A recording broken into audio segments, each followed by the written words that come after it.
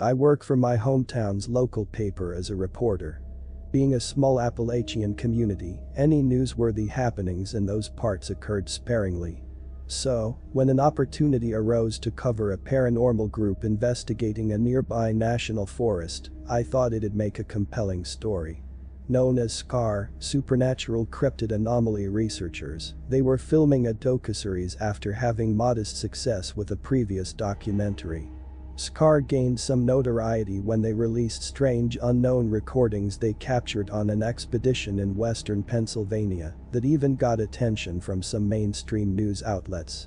They conducted expeditions from spring to fall, primarily visiting locations throughout the Northeast US, where they looked into purported stories of cryptids, hauntings, and other unexplained phenomena. SCAR was here looking into Bigfoot reports, which I learned came out of this area fairly often. I never really dwelled on whether such a creature could exist, but their arguments and hypotheses admittedly kept me open to the possibility. Our basecamp was a primitive site in a remote section of the forest that had no cell phone reception and was miles from the nearest house or paved road. The team was quite impressed with my prowess and know-how, probably figuring a young woman like myself would be out of their element in the wilderness. In actuality, I've always been an outdoor enthusiast and will participate in anything involving camping and hiking. The team consisted of 5 individuals who dubbed themselves as ordinary people exploring the unknown and unexplained. SCAR was founded by Braden, the director, Shane, their tech and equipment guru, and Corey, who performed most of SCAR's PR and communicative duties. Mitchell, who wrote the show and organized expeditions, and Devin, their main camera operator, were younger than the 3 founders and closer to my age. What I found particularly interesting was how these individuals couldn't be any more different from each other, appearing to have nothing in common, beside a mutual infatuation for the unknown. Their little team was certainly a testament to how people can still have common interests, despite coming from all walks of life. We didn't do much the first day, which was mostly spent setting up camp, filming the team members answering questions, and reciting monologues. That night was relatively uneventful. After setting up shop, we cooked dinner and finalized our itinerary for the next 2 days. Mitch, Devin, Shane, and myself briefly ventured out to get a feel for the area and do a few of what were called vocalizations and wood knocks, methods they believe are how Bigfoots communicate. They didn't get any responses, and we called it a night after about an hour. I interviewed each team member on the second day and was also questioned by Braden for their docuseries. We then scouted the spot where our night ops investigation would take place and walked a stretch of riverbank looking for prints. I was impressed at how much research and preparation went into these outings, and while the degree of belief in Bigfoot varied among each individual, their professionalism and organization were exemplary. I actually became really excited about the night investigation. We split into 2 groups. The mobile team, consisting of Mitch, Devin, and myself, and the static team, consisting of Shane, Corey, and Braden. We would hike to a swampy marsh, while the static team parked alongside a road 12 miles away and periodically emitted call blasts by playing amplified animal-alleged Bigfoot calls over a speaker. We'd post up at the swamp for a few hours before bushwhacking back to the road and reunite with the static team. We were dropped off at 11 p.m. and took roughly 90 minutes to reach the swamp, where we hunkered down for an hour before making any knocks or vocalizations. Armed with red headlamps, digital recorders, a camcorder, and thermal imaging monocular, Mitch and Devin thoroughly scanned our surroundings, looking for any signs of movement when they weren't filming. Intrigued by their use of red light, Mitch, who, I might add, was the most attractive among the 5 of them, explained that many animals couldn't perceive red light and it was easier to see in the dark within white. The teams communicated with radios that, on Mitch's insistence, we only had one of, and which got pretty spotty at times due to the distance between our groups. We stayed at the swamp until 2:30 a.m., during which Mitch and Devin did a few vocalizations and wood knocks. Remarkably, they had some potential activity. A faint groaning howl after Mitch did a call, 2 potential knocks in response to one of Devon's, and a deep woeful wail about 20 minutes after a call blast that both teams heard. Ironically, I wound up being more animate about the responses we received than Mitch and Devon. While encouraged by the activity, they reminded me there were a million other things those noises could be, and probably were, before a Bigfoot. Using power lines crossing the swamp as a visual reference, since they ran parallel in the direction we were going, we bushwhacked over a mile into the woods before reaching a brook that Mitch said marked our halfway point to the road. We stayed at this spot for another hour, doing more calls and knocks, including my first Bigfoot call, but had no additional activity. It wouldn't be uncommon for them to figure out they're not communicating with one of their own. Mitch told me after doing a set of wood knocks. So, unless they move in for a closer look, they'll pretty much go dark the rest of the night. We stayed at the brook until 4:30 a.m., when the lack of additional activity prompted Mitch and Devon to call it a night. Everyone was tired, and the possible activity from earlier ultimately made these night ops a success. We found a crossable section of the brook that Devon and I traversed without incident. Mitch, however, took a misstep and sank up to his thighs in mud. My foot's caught under like a root or something. Mitch said in a flustered tone, unable to shake himself free. Yeah, I'm stuck. I'm gonna need like a rope or something. By Mitch's estimates, we were 20-30 minutes from the road. Despite having reservations about leaving him alone, he insisted Devon and I meet the others. After informing the static team of our dilemma, Devon and I headed out, leaving Mitch with the radio. I give him a lot of credit for staying there by himself, stuck like that, in the middle of the night, in the middle of the woods. I said to Devon, who nodded in agreement. He'll be fine. This isn't the worst predicament I've seen him in. He replied with a slight smirk forming across his face. I noticed how you were looking at him though. What do you mean? I asked, blushing while trying to play dumb, despite knowing exactly what Devon meant. Come on. Don't bullshit a bullshitter. Devon said teasingly. I laughed bashfully, thankful we were having this discussion in the middle of a remote forest where nobody could eavesdrop. Maybe I should have gone back by myself so you guys could have gotten to know each other more. Shut up. I uttered giddily, playfully pushing Devon as we walked. I'm serious. But there's no way he'd let one of us walk this alone, but the good news for you is I think he's also interested. Devon eventually changed the subject and told me a few stories about some of the shenanigans he and Mitch got into, while also noting the irony of Mitch forcing them to take one radio. Shane wants each team to have at least 2 radios, specifically in case something like this, a separating, happens. Devon said, chuckling. Mitch doesn't like bringing 2 because they both go off at once when someone says something. He thinks noises like that will deter anything nearby. Especially since he's the kind of person who always has to be right. The others won't let him live this one down. We walked for another 15 minutes when something caught Devon's eye. Is that a person? He whispered, coming to an abrupt halt. About 10 yards in front of us was a slender human shape standing with their torso backwardly bent across a narrow tree stump. The moonlight only revealed its vague outline, which didn't react to our presence. Despite feeling uneasy, we warily approached the motionless figure and gasped in fright as its details became clearer. It was indeed a person, a man to be precise. He was held in this accord-libbant posture by tree stump's narrow pointed tip, which was impaled through his chest. It was hard to infer much about the man based on his clothes, light beige cargo pants, boots, a forest green button-down, most of which were deeply blood-stained. The top half of his head was missing, and the man's mouth hung agape, being permanently frozen mid-scream. We have to call someone. Devon said, staring nervously at his cell phone, which had no bars. Whatever killed this guy did it recently, like tonight recently, and is definitely still nearby. What about Mitch? I asked, which only made Devon, who was visibly shaken by the grisly sight, even more uneasy. He can't stay out here alone. Devon said, unable to take his eyes off the body. We should get back to him. Get back to the brook and take it from there. We reversed course and hurried back to Mitch, speculating about what living in these woods could have killed that man along the way. "I think he may have been with the Forest Service or one of those branches," Devin remarked. I saw a rifle on the ground next to his pack, which had some kind of logo on it. I couldn't see what it was of though, but it looked pretty official. "Why didn't you take it with us?" I asked about the rifle, coming to a halt. "It's a crime scene," Devin quickly replied. "We'd probably get more in trouble if we touched anything." I didn't want to say anything but what? I asked, staring sharply at Devin, who was clearly unnerved over what he was about to say.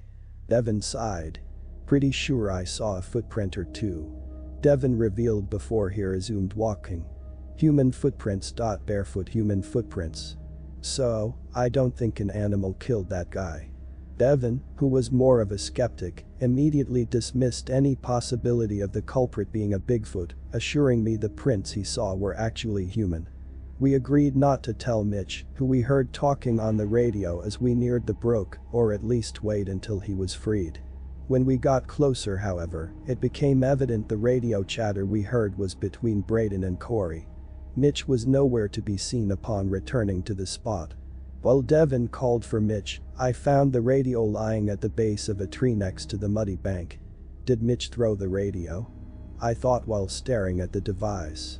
I was about to fill in the static team on our current situation when Devin screamed my name and stumbled back from the brook, losing his footing and feverishly gesturing with his trembling finger as he stumbled. Following the direction he pointed, I dropped the radio and cupped my hands over my mouth. Sticking out from the mud were the bloody stumps of Mitch's severed legs. Shining my flashlight on an overhanging tree limb protruding over where Mitch once stood revealed more gruesome details. Blood smeared on parts of the limb was still dripping, while bits of flesh and skin were visible within its appendages. Whatever did this to Mitch must have attacked him from directly above, I thought, before spotting something circular and white glistening in one of the smaller branches. Initially noting whatever it was had a red tadpole-like tail, I began retching upon realizing it was a human eye. After my puking episode, I took a few recollective breaths before grabbing the radio, but was bear-hugged by a pair of arms that violently dragged me from the brook. "We gotta go now," Devin exclaimed as he hauled me away until I ran on my own 2 feet. I heard something big rustle in the nearby brush that further motivated me to follow Devin's lead. Sobbing in between quick frantic breaths, I kept my eyes fixed on the back of Devin's head while running through the woods, feeling certain I heard thumping footsteps coming from behind us that were effortlessly keeping pace. We didn't stop running, even when the road came in sight. After getting this far unscathed, however, I lost my footing and fell hard when we reached the dirt road. Devin quickly came to my aid, but I shooed him away to have some space while regaining my composure. "We gotta find the others," Devin said in between gasps, standing hunched over alongside me, grasping his knees. "We gotta get going, Arya. We're sitting ducks out here." It felt like my legs physically gave out, so attempting to stand at that time would be an adverse task. Devin sensed this and pulled out his thermal monocular to scan our surroundings. A few seconds into his 360-degree survey, he quickly lowered the camera and emphatically pointed at a pair of oncoming headlights. "That's them. I think that's them," Devin said eagerly with some giddiness in his voice. Seeing the headlights was rejuvenating and gave peace of mind, knowing we wouldn't be out here much longer. I got onto my wobbly feet and walked up alongside Devin, who like myself, was matted in sweat and dirt. Devin stepped back when the car drew nearer, which was when I noticed the worried look on his face. "That's not Braden's truck," he said, clearly unsure whether we should stay or run. After stopping about 10 feet from us, a man and woman emerged from the vehicle. The pair looked clean and very approachable, their eyes showing genuine concern as they took tentative steps towards where we stood. "Do you guys need help?" the man asked, his sincere sympathetic tone causing me to yet again break down in tears, while Devin began explaining our situation. "My name's Gabby," the woman who walked up to me said, while Devin spoke to the man. "That's my future brother-in-law Tobias. Are you hurt? You guys don't look okay. Our friend is dead, was killed. In the woods. I stammered, while jitterily pointing in the direction from which we came. We have to get someone. Have to call for help. While offering me some water, I noticed the gold bracelet Gabby wore that had a pink heart-shaped charm. Graciously taking the bottle, I took a few gulps and finished catching my breath before being able to speak coherently. That's a nice bracelet. I heard myself blurt out as I was hit with a sense of calm. I'm Arya. Looking at her wrist, Gabby smiled and politely chuckled. It's actually why we're here. Gabby said before ushering me toward the car. We're looking for my sister Claire. I nodded at Gabby as we rejoined Devin and Tobias by their SUV. We're looking for Bigfoot. I muttered softly. They'll help us find the others. Devin said, motioning for us to get in Tobias's vehicle. We climbed in the back, relieved our nightmare ended before it could start, but were still shaken by what we saw. They're looking for his fiancée, Claire, who vanished here a few days ago. Devin told me as we sat in the car, while Tobias and Gabby went to get some blankets from the trunk. Abby's sister. I added, to which Devin nodded. They're gonna get us to help quicker. He said softly. I was distracted by another set of headlights approaching from behind the SUV. Thinking it must have been the static team, I was surprised when a black two-door Jeep pulled up alongside Tobias and Gabby. They briefly spoke with the driver before he rolled forward and stopped in front of the SUV. Who is that? I whispered to Devin, while we watched Tobias and Gabby continue speaking to the driver. Do you think they've got something to do with what happened to Mitch? Devin motioned for me to stay quiet when Tobias and Gabby started heading back to the car. You're in luck. Tobias said as he and Gabby got into their seats. That was the game warden. We told them what's going on and he's taking us back to the station. What about the others? I asked with visible concern. They're still out there with whatever killed Mitch. He wants to get us to the station first, then he'll find your friends. Gabby said while handing me a blanket. It's only a few miles down the road. Tobias remotely closed the trunk before he started following the Jeep.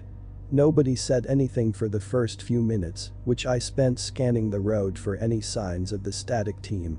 So you're looking for Bigfoot? Gabby asked, breaking the timid silence. Devin and I nodded. Devin and the others are investigators. I'm covering them for the paper I write for. I replied, tightly hugging the blanket. Where'd you get that bracelet? I made it actually. Gabby said, looking down at the heart-shaped trinket and smiling. I made one each for myself, my sister, and her daughter. The one you're looking for? Gabby nodded. Her daughter went missing a few years ago. Gabby continued, lightly tapping her bracelet's heart-shaped charm with her finger. And she's been searching for her ever since. I made the bracelets right before I last saw my niece, still remember putting it on her little wrist. My eyes locked onto the rearview mirror when I saw a brief flash of something light red. About a week ago, Claire's search brought her here. Gabby continued. She arrived earlier this week and nobody's heard from her since. And that's why you guys are here? Devin asked. You're looking for your sister and niece. Abby's smile vanished and was replaced by an expression of shock and panic. She screamed, but it was drowned out by an even louder, deeper guttural shriek as a reddish-white figure sprung from the trunk. Plopping in the back seat between Devin and I, its slender arms violently thrashed about, trying to grab one of us with its massive oversized hands. The few glimpses I caught of our attacker revealed it was a man with bare reddish-beige skin covered by light ashy gray blotchy patches. I noted its roundish jaw, massive forehead, green eyes, scrunched nose, and a few small clumps of scraggly gray hair growing from his balding head. The entire car erupted in screams as the deranged maniac went straight for Gabby and Tobias. Failing to control violently swerving the SUV, Tobias couldn't simultaneously focus ahead of him and fend off our attacker. Unaware of a sharp turn that nobody spotted until the Jeep ahead of us rounded it, he was engaged with the monstrous assailant savagely clawing at him when his car drove off the road down an embankment. The SUV quickly picked up speed before crashing into a small tree, a sequence that unfolded in seconds. I was dazed, but managed to open my door and plop onto the ground. Crawling from the car, I slowly got on my back, only to watch the tree Tobias's SUV crashed into completely snap. The car resumed sliding downhill, whose brake light signified its location while careening down the slope before getting swallowed by the darkness. All I could do was gasp and helplessly extend my hand when this happened before laying back down, unable to cope with my distorting blurry vision, pounding head, and excruciating body aches. Minutes later, a few gunshots rang out, after which someone made their way down the incline to my location. The first thing I saw were a pair of muddy boots and light beige cargo pants. The darkness prevented me from making out any of the person's facial features, but I saw he also wore a forest green button-down, his clothes reminiscent to those worn by the corpse Devin and I found. I heard the man mutter an "aw shit" along with something along the lines of "this'll just make things harder." I faded in and out of consciousness, later learning I suffered a nasty concussion. All I remember was being dragged back onto the road, thrown in a trunk. Upon finally coming back through, I lay on my side, still suffering from pulsating head and body aches. I tried moving, but realized my hands and feet were tightly bound. Despite feeling so groggy, the panic that set in while comprehending my current situation manifested as a naughty queasiness. Examining my surroundings, I was laying on a dirt floor in an L-shaped enclosure with concrete walls. Looking directly above me, my confines didn't have a ceiling, and I quickly noticed a partial set of stairs that cut off about 7 or 8 feet from the ground. I was trapped. "You're awake." I heard a female voice say that instantly revitalized my alertness. A silhouette emerged from around the corner. It squirmed and crawled like a limbless lifeform, which was when I realized it was another person, whose limbs were also tied.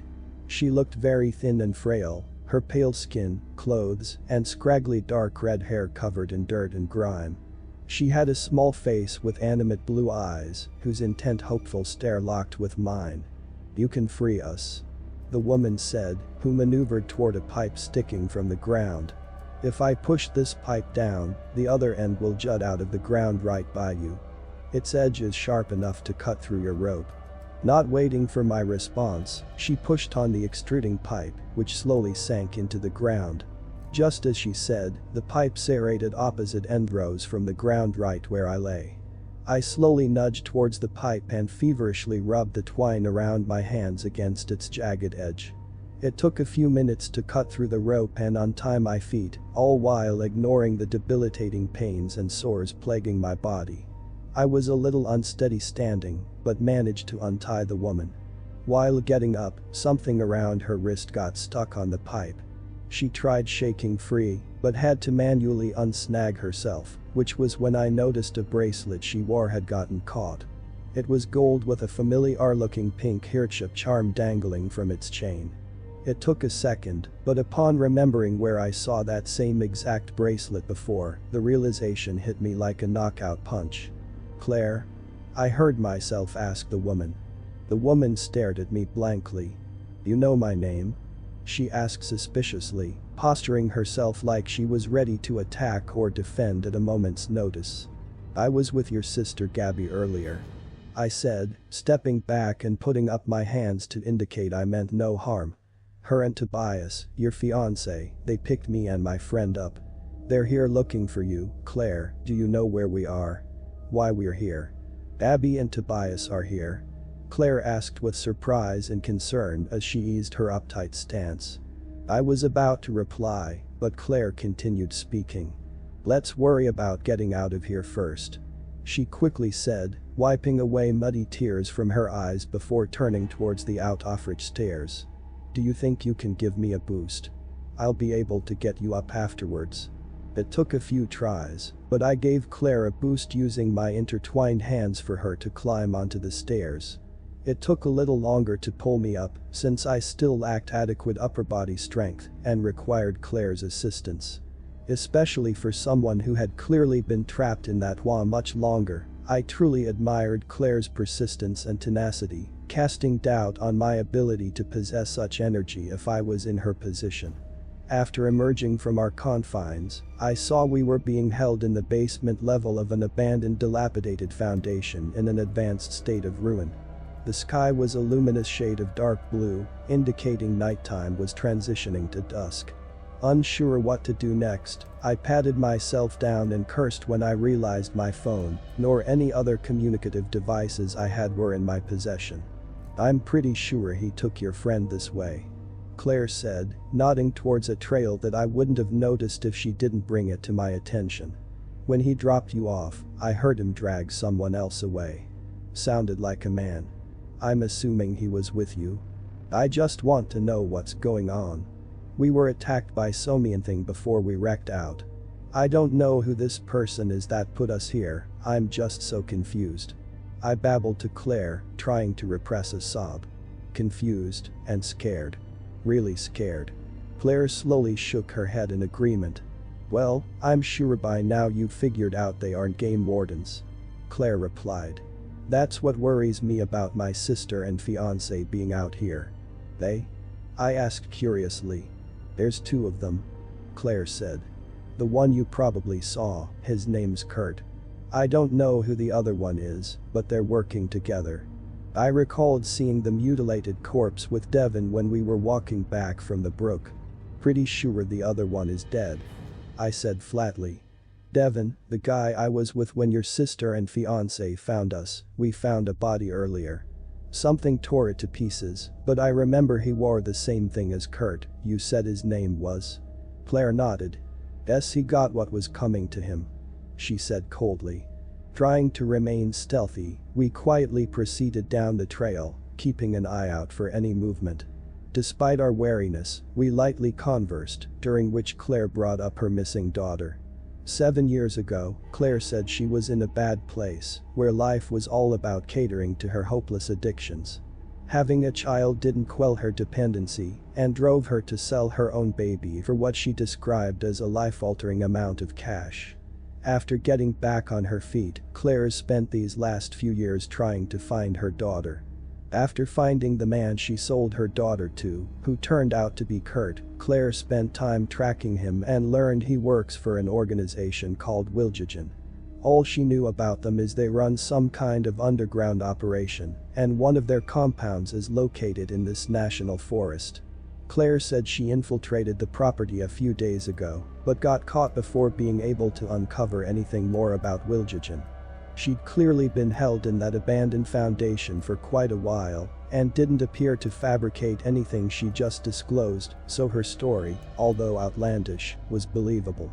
"Stop," Claire said sharply, holding out her arm to keep me from walking further. Tensing sharply, I froze.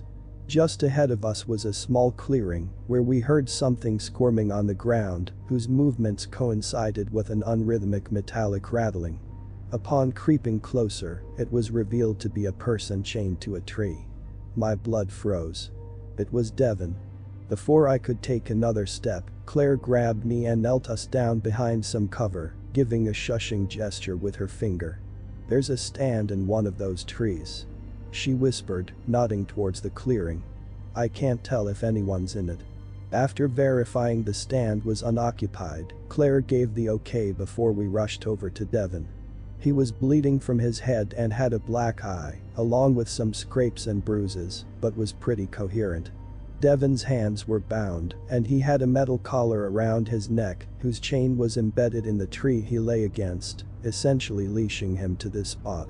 He perked right up when we appeared, quickly replacing the look of terror in his face with relief. "He left about a half hour ago," Devin said, who despite being clearly elated by our arrival was nowhere near at ease. "He said he's using me as bait." Devin said Tobias and Gabby managed to escape, and the man, we presumed to be Kurt, who chained him up, left the stand to track the pair. "I think he's going after what was in Tobias's car," Devin replied when asked what he thought the man was trying to hunt. Claire, who brought Devin up to speed on everything she told me, reiterated she didn't get far enough in the Wiljigen compound to know any more than we did about their doings. Even after describing everything I remembered about what attacked us, Claire was clearly unsettled by the implications, but just as clueless on what we could have encountered. Noticing the collar's clamp looked relatively flimsy, we unhatched a plan to free Devon. Dragging a large flat rock over, we had Devon position the collar's backside on its smooth surface and intended on smashing it with another stone. Despite how dangerously close we were to inadvertently injuring Devon, it took 4 good bashes before the collar finally broke. Knowing anything nearby probably heard our racket, we quickly resumed moving down the trail, feeling a little more settled when Devon mentioned Kurt headed in another direction. Devon said whatever caused Tobias to crash slipped out of the SUV when it finally came to a rest and was even shot at by Kurt. He secured Devon and I first, thinking Gabby and Tobias were both dead, and set them aside. According to Devon, Kurt said he needed live bait since they were attracted to movement. Tobias and Gabby regained consciousness about an hour after Devon got chained up and snuck away before Kurt realized they fled. "You were out of it," Devon said about me after the wreck. "You kept slipping in and out of consciousness, babbling and murmuring. Had no idea what was going on." We continued moving for another couple of minutes, doing our best to stay out of plain sight and keep an eye out for Kurt or other potential threats. It was well over 100 yards away, but through the trees, we made out a road. Despite feeling hopeful about being a huge step closer to safety, I refused to let my guard down until we reached civilization. "I'm pretty sure it's the same road Braden, Corey, and Shane said they would be on," Devon said anxiously as he picked up his walking speed. Putting some distance between us as Devon eagerly tried reaching the road, I was about to say he should slow down when he released a high-pitched shriek and dropped to the ground. To my horror, a small child-sized person with fleshy light beige skin was wrapped around Devon's legs. The child, a little girl, had long, grimy, unkempt hair that ran down to her knees and released a series of gargled grumbly growls while viciously digging her teeth and fingernails into Devon's calves. Before Claire or I could intervene, a larger mass emerged from the brush.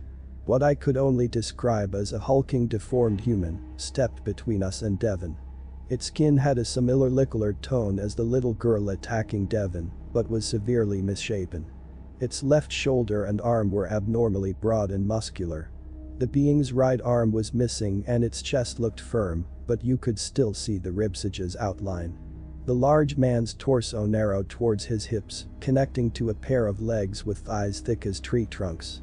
It was covered in brown and gray blotchy patches that I couldn't tell were mud or actual skin. Its most disturbing feature was a light pink sock or ball-sized growth protruding from its neck that seemed to have absorbed part of its face's left side. Appearing uninterested, the alpha-looking male snarled at us with its equidistant nose and twisted toothy mouth before facing Devon. The child-sized female, whose face and hands were coated in blood, excitedly pranced around Devon while he hollered in hysterical agony on the ground.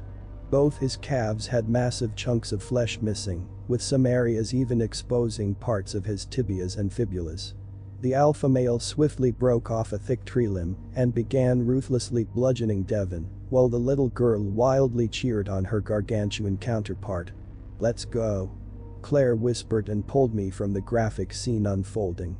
The last thing I saw before looking away was the alpha male pressing its unnaturally oversized hand against Devon's head, whose skull began to cave under the mounting pressure. We took off in another direction, which the two beings didn't seem to notice or care about, remaining preoccupied with Devon's lifeless body. Beelining towards Forest's edge, Claire raced ahead of me and was first to reach the road. I watched Claire sprint out of the woods, but at that same time, the road bend she burst onto was illuminated by a yellowish-white glow. No sooner than realizing they were headlights, whose luminosity seemed to swallow up Claire, I heard 2 loud thuds mixed with the screechy grinding of a vehicle abruptly braking. Screaming Claire's name as I emerged, my fears were confirmed that she'd been hit by the oncoming vehicle. I quickly dropped to my knees alongside her, who was out cold, and brandished a fresh set of cuts and bruises from the impact. Frantically shaking and tapping her face, I checked Claire's pulse, exhaling in relief when I felt its low redundant beats in her neck. "Where did you guys come from?" A familiar voice blurted from my backside, during which Gabby appeared next to me, falling to her knees and scrambling over Claire's unconscious body. While she whimpered and desperately pleaded for her sister to be okay, a heavy hand fell on my shoulder. I quickly turned to face who was behind me and was overcome with relief upon seeing it was Braden. He was clearly distraught over hitting Claire and repeatedly asking if we were okay, while the others spilled out from his truck. I saw Corey and Shane, but was surprised when Gabby and Tobias also exited the vehicle. They both rushed over to Claire, while I spoke with Braden and the other SCAR team members. Braden said they found Tobias and Gabby alongside the road, who filled them in on everything that happened, and mentioned how we ran into each other. I was suspicious about the other SCAR members running into Tobias and Claire at first, but ultimately figured it wasn't that great of a coincidence, since we were probably the only ones running around out here this time of night. Fortunately, Claire came back through and was having an emotional reunion with her sister and fiancé that I had to cut short after reminding them of our dire situation. The other SCAR members didn't comprehend the magnitude of what was happening until I revealed Mitch and Devin were both dead. Shane was especially rattled by the news, who neared a point of hysteria before Shane and Braden got him in the truck. After we loaded up Claire, I made sure the trunk was empty before Braden began driving. Claire, who was still dazed from the impact, fell in and out of consciousness throughout the drive. Gabby tried keeping her awake and alert, fearing she might have suffered some sort of head trauma, and didn't want her sister dozing off if that were the case. We initially intended on heading back to civilization for help. However, when the ranger station came within view, we decided to check it out, since we were at least an hour from the nearest town. Braden pulled into the station's dirt lot as we briefly inspected our surroundings before exiting. A few lights were on inside the twistery cabin, and Gabby pointed out someone who appeared to be sitting at the main room's front desk. Gabby, Braden, and myself entered the cabin, while Tobias, Shane, and Corey stayed with Claire. Upon entering the ranger station, we were aghast at the bloody mess that greeted us, which centered around a butchered corpse slouched over in an office chair. The office was in complete disarray, showing clear signs of a violent struggle. The ranger's body was missing its arms, entire upper right side of his face, and jaw. 4 large gashes ran in different directions across his chest and abdomen, from which blood and bodily entrails that spilled from the gaping wounds formed a tight circle around the chair containing the corpse. "Not a pretty sight, is it?" a man said as he entered the office from a darkened room. "He was already like that when I got here.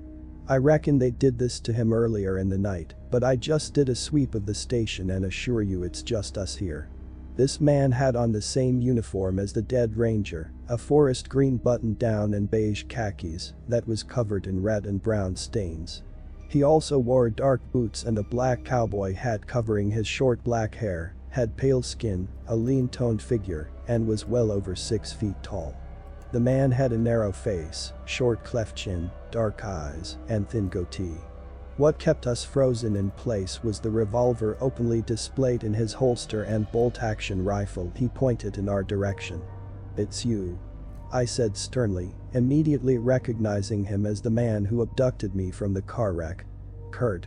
He smirked. "Yeah, I'm still ticked off you guys ruined my bait station," Kurt said, gesturing outside with his head. "I had a good setup there." "You're a sick fuck," I gasped. "Why are you doing this to us?" Gabby asked in a shaky voice, clearly terrified by Kurt's reappearance. "We just want to leave. I'm here cleaning up your sister's mess," Kurt replied sneeringly. During our tense exchange, Braden drifted towards a nearby CB radio. He was 2 or 3 steps away when Kurt quickly turned towards the table it was on and fired a round from his rifle that shattered the radio into pieces. Everyone either screamed or violently winced at Kurt's shot, which filled my ears with an intense ringing. Kurt began yelling and shaking his rifle. Although the ringing in my ears prevented me from hearing what he said, I slowly stepped back, sensing from his body language he wasn't in a joking mood. When the ringing finally subsided, the first thing I heard was a guttural thunderous scream coming from outside. "It'd be smart to get your friends inside before they close in," Kurt said in acknowledgement to the shriek that undoubtedly came from one of those hideous beings. Braden opened the door to go outside, but Shane and Corey were already a few steps from the cabin entrance. Kurt came out with us, keeping his rifle trained on the impenetrable darkness. Gabby told Shane and Corey to get Claire from the car and bring her inside, during which Kurt fired another round. I and a few others saw what he was shooting at, the small child-sized female darting in between two trees, which accelerated our urgency to move Claire. She was semi-conscious when we reached the car and needed our help getting on her feet. Shane and Corey pulled Claire out and guided her, while Braden and Tobias stayed close behind and hurried them into the cabin. While returning inside, Claire tripped on a step and almost fell, but Corey managed to grab her in time. Claire was wincing in pain when we got her inside, the stumble she took appearing to have injured her ankle. I stood a few feet from the doorway and watched as Braden, who was the last to enter, was about to step inside when a pair of feet landed on his shoulders, appearing to have jumped down from directly above the entrance. A hand from the body these feet were attached to sank its claw-like nails into Braden's eyes, who released a horrifying scream and stumbled backwards before falling.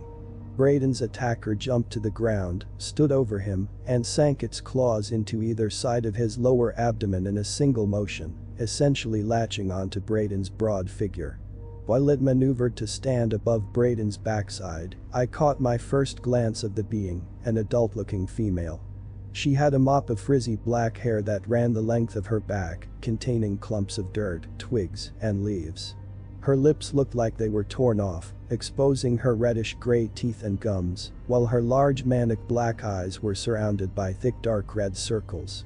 Her saggy wrinkled skin had a brownish-orange tint and was also littered with gray and brown blotchy patches that were indistinguishable between actual skin or grime.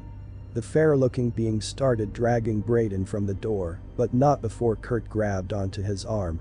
He tried heaving Braden back into the doorway, taking the female being by surprise, whose one hand slipped out of Braden's side.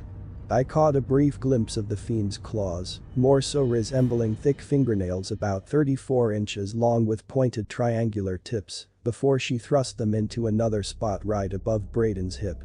He continued wailing in torment as Shane rushed over to grab Braden's other arm, during which the female being firmly planted its feet on the ground and started dragging Braden from the door.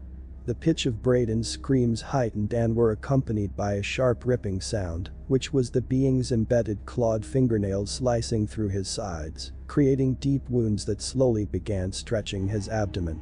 I stared horrified at Braden, whose beet red face was matted with perspiration, and expressed the blatant unbearable agony he was undergoing. It prompted me to run over and help when a whitish pale flash slammed into the doorway. I could tell just by looking at its menacing green eyes, this was the same being that attacked us in Tobias's car, which looked like a mature male, but significantly younger and physically inferior to the mammoth alpha figure Claire and I encountered. While trying to force itself through the doorway, the fiend didn't acknowledge me while opening its gaping mouth filled with misshapen teeth and furiously clamped down on Kurt's arm. As Kurt hollered in pain, Tobias and Corey rammed their shoulders against the door, trying to prevent the male being from getting inside the cabin. I was completely speechless, unable to budge while comprehending everything going on. Kurt and Braden's simultaneous screams, the ongoing tug-of-war over Braden between us and those monster savages, and the same creature that attacked us earlier on the verge of bursting into the ranger station. I was on the verge of succumbing to panic when I noticed Kurt's rifle leaning against the wall unattended, along with his holster being completely exposed. Rushing over, I instinctively grabbed Kurt's revolver and cocked the pistol, while Kurt screamed for me to shoot the fiend whose jaws were still clenched around his arm. I shakily held out the revolver and squeezed the trigger, firing a round that at the very least grazed the creature's head, which was enough for it to release Kurt's arm and retreat. Corey and Tobias pushed more of the door shut, but wedged Braden, who was now convulsing and spurting blood from his mouth, in the entranceway. Shane grabbed Braden's arm, urging him to hang on, which was when I noticed a growing bulge protruding from his stomach. He released a gargled scream as the bulge grew bigger, until 4 distinct points formed under his shirt and cut through the fabric, revealing it to be the female's clawed hand. The vile being literally sank its hand into Braden's back and pushed it completely through his body. Shane was so petrified, he lost his grip on Braden's arm, who was swiftly dragged outside in what felt like an instant. Tobias and Corey slammed the door shut, while Kurt reeled on the floor. Shane, who I stood behind, remained frozen in terror, staring at the spot where Braden once lay, his lip quivering and widened eyes containing an expression of astonishment and fright. Kurt was completely focused on his arm, which had 2 bit-sized chunks of flesh missing, and bled profusely. I was closer to the rifle now, which I brought to the other's attention before taking 2 quick steps and snatching the firearm with one hand, while pointing the revolver at Kurt. Tobias rushed over, who quickly retrieved the rifle and trained it on Kurt. Still grimacing when he faced us, Kurt seemed to disregard the 2 guns aimed at him, remaining more concerned about his mangled limb. Shane wedged a chair beneath the doorknob and noted the first-floor windows had bare shutters over them, clarifying the ranger station was, more or less secure for the time being. Corey checked the rest of the cabin, while Gabby tended to Claire, who she laid out on a couch in the adjacent room. Despite Braden's ongoing muffled screams and sounds of him getting ripped apart, we didn't take our eyes off Kurt. "All right," Kurt gasped, gritting his teeth while undoing the button-down he wore and began wrapping it around his arm. "I guess I've got a bit of explaining to do." Braden's screams and any sounds of movement outside faded after a few more minutes. Corey threw a sheet over the dead ranger and wheeled his body into a back room. Tobias and I kept the guns trained on Kurt, while Shane made sure both cabin entrances were secure. Gabby, who I learned was a nurse, found a first aid kit for Claire, who regained consciousness. "I cut them," Kurt said nonchalantly after he noticed Shane and Corey trying the phone lines and internet. "I'm trying to keep this as quiet as possible. You're all struggling to realize that." "Fuck are you talking about?" Tobias asked after a brief pause. Kurt took a deep breath and exhaled slowly. "The people I work for." "Wiljagen," Claire said, unexpectedly walking up alongside us and staring menacingly at Kurt. "He works for a group called Wiljagen." Kurt was silent for a few seconds before awkwardly nodding to confirm Claire's comments. "Who are they?" Tobias asked sternly. Kurt smirked. "They'll keep this quiet if you prevent me from doing it." "Who are they?" I repeated demandingly. Tobias had to ask a 3rd time before he finally responded. "They're a hunting club." "Elaborate," Tobias barked. Sighing, Kurt slowly hung his head, clearly apprehensive about revealing this information. "They're a special kind of hunting club. A very, very unique, exclusive, secretive one." That sly smirk returned to his face. "The group was supposedly founded in Germany sometime in the 30s. They breed and raise humans to be completely feral primal with predatory animalistic instincts. They pump them with steroids, hormones, and other chemicals to manipulate their maturation rates, physical growth, bodily senses, their brain development." Our jaws dropped as we exchanged perturbed glances, all of us clearly unsure how to respond. "Why?" Shane, who migrated over to us with Corey and Gabby, asked. "Think about it. For these elitist big game hunters who have bagged every conceivable trophy out there, what better feat to pursue than an apex predator of their own kind?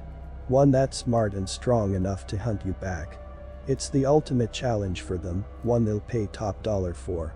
Kurt nodded towards the door. "They're simply called Untamed, those things outside that we're hiding from. They're Wiljagen's creations. They breed and raise them in controlled coordinate-off environments, where they spend their days killing before being killed. Those things out there, they're humans."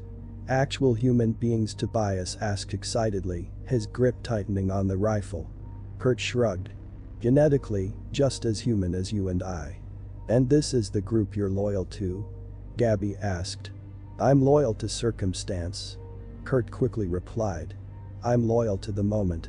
Kurt confirmed that Wiljajan did indeed have a compound in this national forest.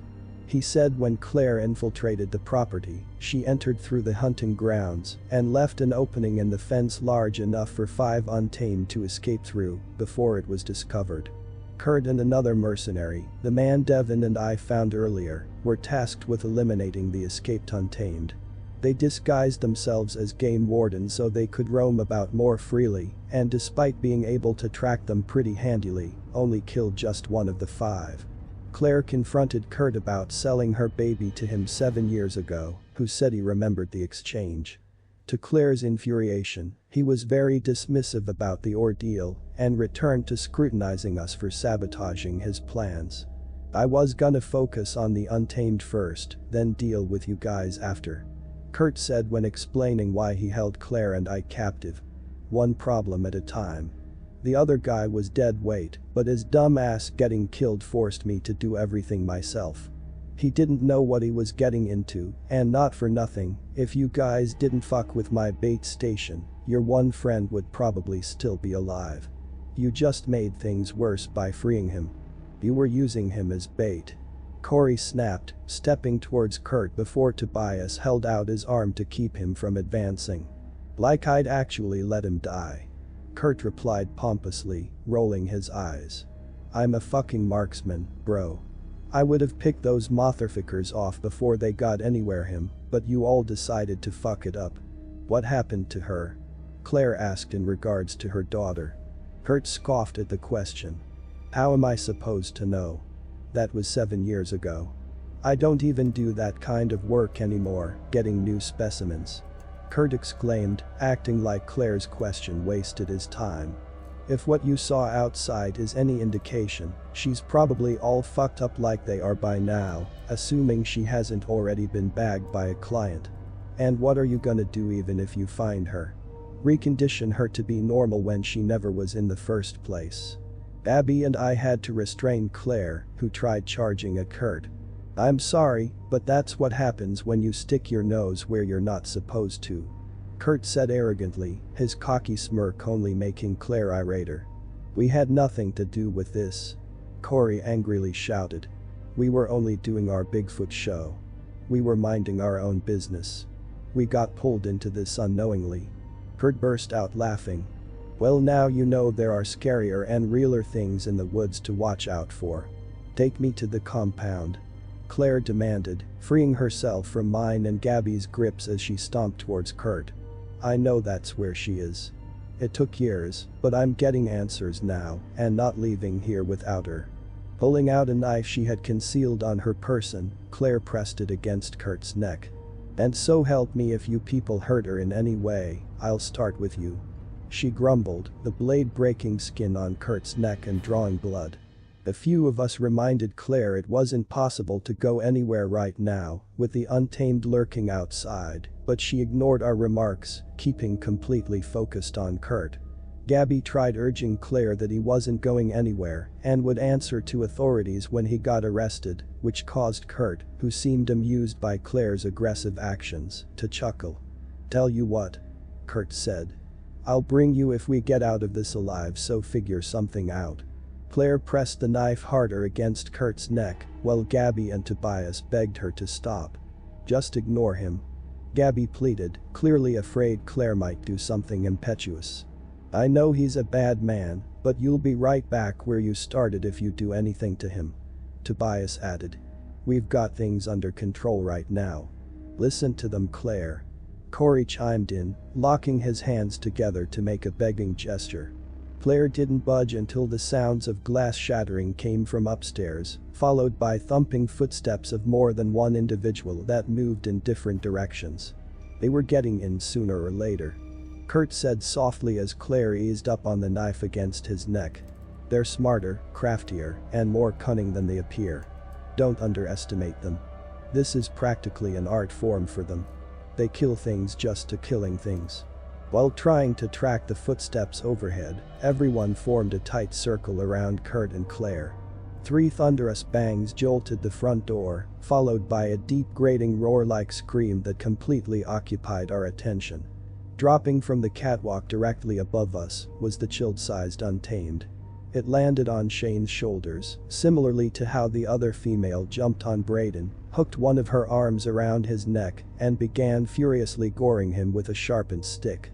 Chaos ensued in response, during which the female Untamed that attacked Brayden rushed down the stairs, blindly swinging her sharpened clawed fingernails. "Shoot it!" I heard Corey yell at Tobias, who stood near Shane. Shane's frantic shrieks and cries filled the room as blood spilled and spurted from his face and neck.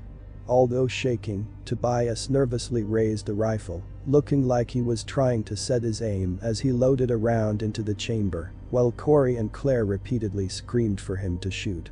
In what felt like the blink of an eye, the child-sized Untamed jumped off Shane right before Tobias fired the rifle. Shane's entire jaw and right side of his face exploded in a plume of red mist from the shot, causing Gabby and I to start screaming hysterically as his body dropped to the floor. Tobias was in absolute shock, preventing him from noticing the adult female Untamed, which tackled him and started fiercely slashing at his face and arms. At this moment, I realized the revolver was no longer in my possession. Panic set in while I manically scanned my surroundings as Tobias desperately cried for help and Gabby screamed incoherently in the background. I spotted it near the front door, but Claire scooped up the gun first and didn't hesitate to empty its remaining rounds into the Untamed on top of Tobias. Her thick crock of hair made it hard to see if and where any of Claire's shots hit, but the Untamed's stiffened posture and it slowly falling over indisputably confirmed it was dead. "That's how you get them off someone," I heard Claire whisper, clearly referring to Tobias's fatal mishap on Shane. Claire and I got Tobias back up, who suffered some serious wounds. The worst was a deep gash across his face that split open his left nostril, gums, and side of his lip, which dangled off the edge of his mouth. "Where's Kurt?" Corey asked, whose question made me freeze. Kurt was gone. Gabby pointed out he left through the back way, which was now slightly ajar and viewable from where we stood. Another rattling thud jolted the front door, which started to splinter. Unconfident the barricades would hold, we hurried towards the back door, during which we heard 3 more bashes come from the front. We managed to get outside before the front door finally broke down and a large alpha male entered. Outside, however, the child-sized Untamed stood between us and Claire, who was trembling uncontrollably. From where we stood, I noticed more details about the tinier female Untamed, namely its deformed right arm. Resembling 2 sausage links or an Hercules, a small section of her central right forearm became abnormally narrow, with any part beyond that point appeared completely limp and covered with patches of gray greenish-purple discoloration. The non-functional hand's short chubby appendages, however, did have what looked like different-sized hooks and nails embedded in their stumps in lieu of fingertips. A flash caught my eye when the Untamed shrugged its shoulders while slightly turning her right arm in our direction. My blood ran cold. I now understood why Claire, who stood quivering with tears rolling down her cheeks, was so emotionally paralyzed. The flash that caught my eye was a pink earchip charm. It dangled from a thin gold bracelet that made up the narrowed area of her disfigured forearm.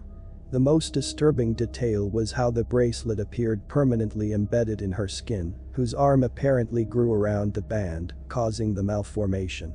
Reminding myself she was a little girl, I whispered a soft no. Under my breath when I put everything together. This was Claire's daughter. She found her daughter.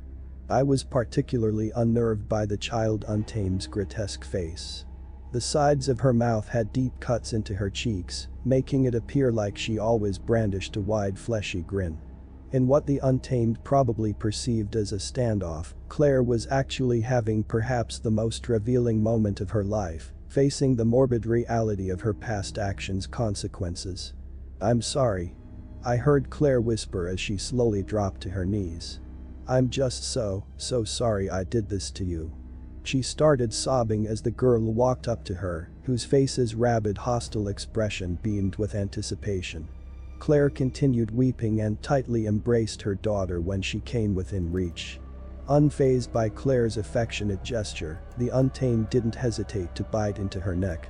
As the life slowly drained out of Claire's body, she looked accepting of her fate, like she achieved peace of mind and means of reciprocation for depriving her daughter of a chance to live a normal life. The child viciously extracted a mouthful of Claire's jugular, whose body went limp as blood spurted from her gaping wound.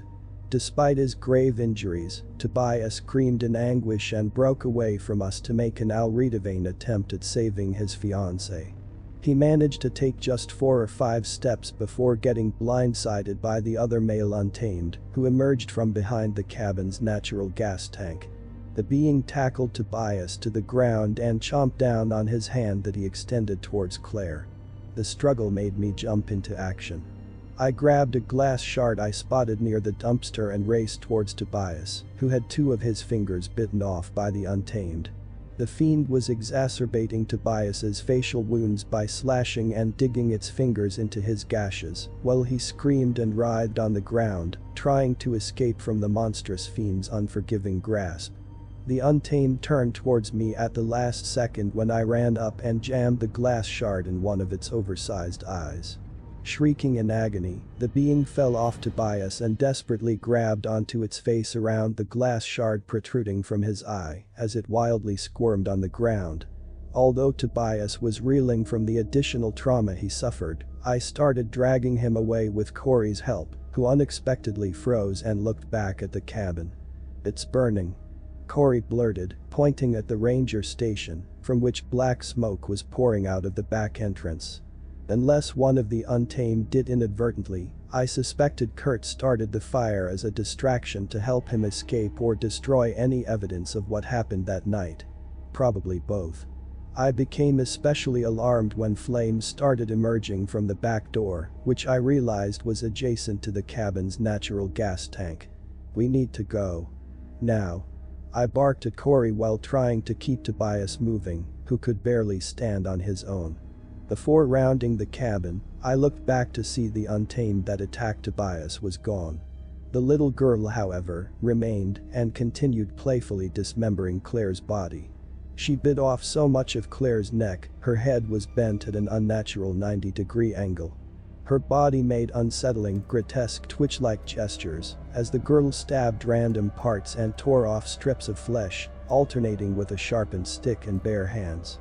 Pausing, I blocked out Corey furiously asking me why I stopped and completely zoned in on Claire's daughter.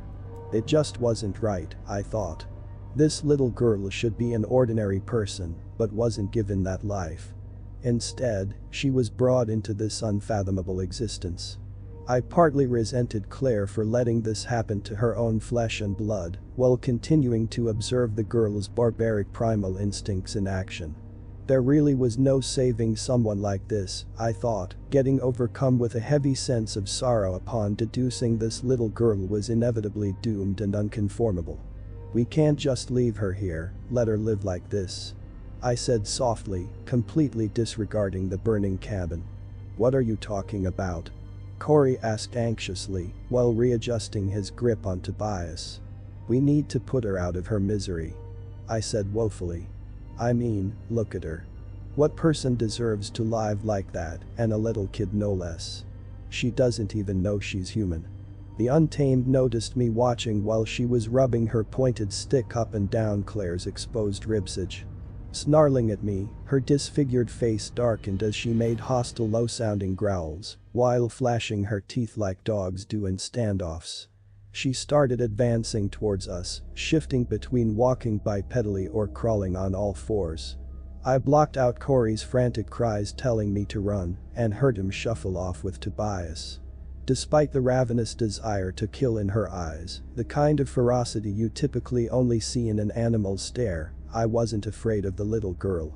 Whether it was the pity I felt for this reprehensibly tragic outcome or strong sense of guilt experienced out of seeming obligation to continue Claire's remorse on her behalf, I remained where I stood.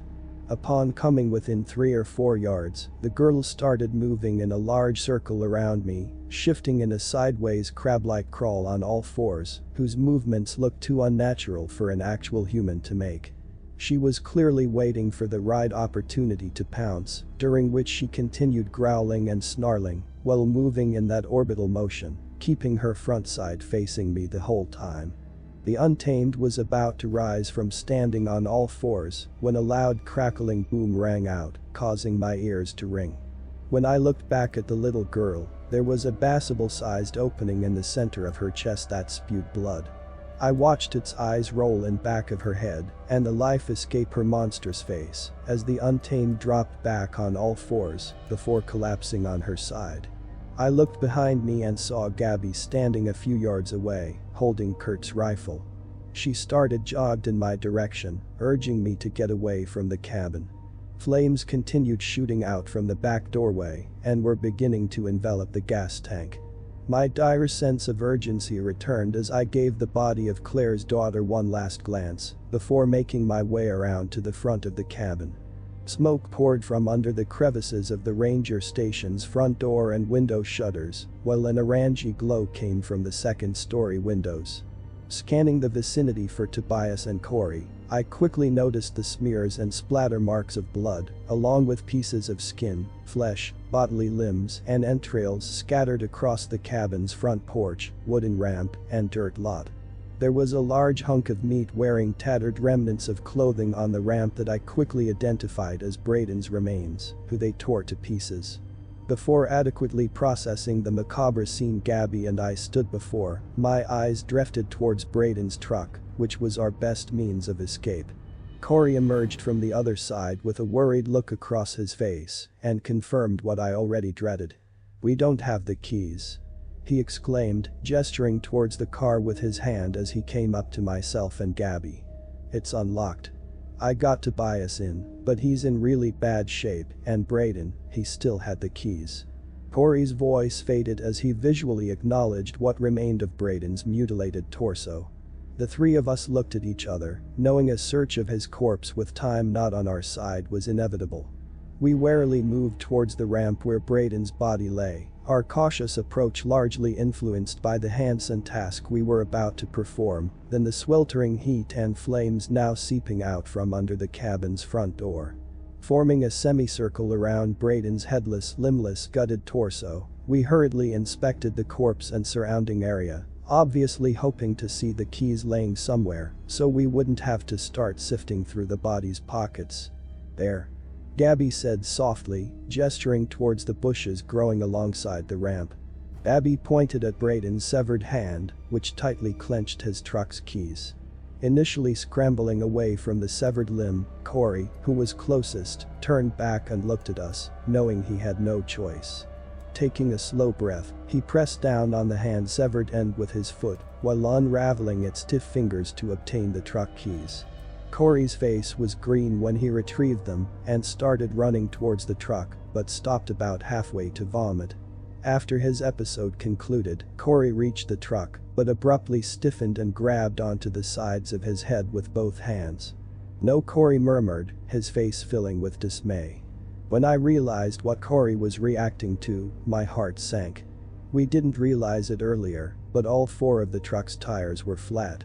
While coping with this crippling setback and realizing our only way out of these woods was now on foot, a rush of fury swept through me as I envisioned the individual who was definitely responsible, Kurt. "That son of a bitch," I whispered under my breath, looking at Gabby and Corey, who both had witty, aghast expressions of trepidation and uncertainty. We walked around to the passenger's side where Corey loaded Tobias in the back and were greeted to a grisly scene. Blood was splattered across the vehicle's entire side, and its back door was wide open. Along the tree line, we saw the alpha male Untamed standing over Tobias, who lay face down. Whether he was conscious we'll never know as we helplessly watched the alpha male grab Tobias's head and make a series of sharp twisting motions, completely turning it like he was removing a bottle cap. Each turn produced a series of squishes, crunches, and pops, while the hulking Untamed stared at us with a deranged maniacal expression, clearly exhibiting the pleasure it got from killing Tobias. Corey screamed for Gabby to shoot the being when it finally severed Tobias's head, which it began to inspect with majesty and wonder. Despite her shaking limbs, Gabby unsteadily took aim and fired a round that managed to strike the untamed swollen shoulder. Dropping Tobias's head, the fiend recoiled as it shrieked in affliction, pressing its massive hand over the gunshot wound as it angrily faced our direction. Stepping forward, the alpha male looked ready to charge, but tensed up and appeared to gaze beyond us, the frenzied look in its face quickly fading as it appeared to contemplate its next actions. While Gabby struggled to discharge the empty round she fired, the alpha male snarled at us one last time and scampered off into the forest.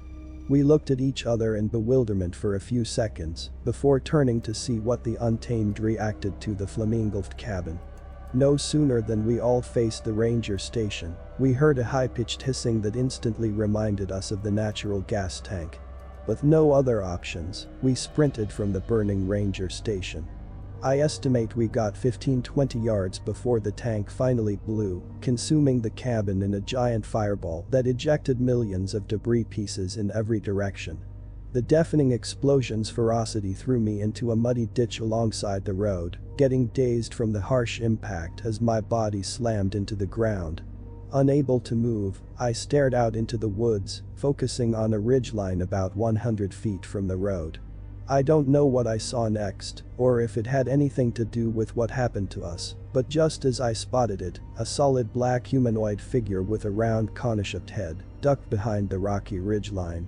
I couldn't make out any more details. It definitely wasn't an untamed and looked too broad to be a person. The lighting wasn't spectacular, and I may have only imagined it, but didn't dwell on it for long at the time, as I quickly became occupied with the sense of feeling returning in my limbs. Looking back at that moment, however, maybe, just maybe I actually saw what we originally came here to try and find. It's hard to say. The blast attracted enough attention for someone to send help, which took over an hour to arrive. We were treated for our injuries and gave testimony on our versions of what happened that night. Despite our correlating stories, the absence of definitive evidence, at least according to authorities, who seemed skeptical, made our accounts impossible to verify. The remains of Mitchell Devon were never found, nor was there any mention of the untamed or other unidentified creatures in the final report. It officially stated the explosion was caused by a heating system malfunction that happened to occur just as the SCAR team arrived at the ranger station to report their team members, Mitch and Devon, missing. The report stated we came across Gabby and Tobias, whose car broke down, and gave them a ride. Perhaps what bothered me most was after reading through the final report, I noticed there was no mention of Claire or her missing daughter. Any efforts to reveal what actually happened that night were futile. As far as I know, the untamed that got away are still lurking in those woods. Kurt is probably still working for the mysterious Wiljagen organization and might have succeeded in hunting down the remaining untamed for all I know. I've tried contacting Gabby and Corey, but neither are willing to revisit that night. It's hard to function regularly knowing a heinous organization like Wiljagen exists, whose sole purpose is turning innocent unsuspecting humans into monstrous predatory game that get hunted for sport. I wonder how many untamed have been deprived of a normal life and turned into these vicious feral beings that, if anything, shed light on how close we as humans still are to our primeval origins. Seeing what I saw and knowing what I know, for me, this story, which started with covering a group of amateur Bigfoot researchers, was far from over. The events of that fateful night only scratched the surface of this dark hidden truth.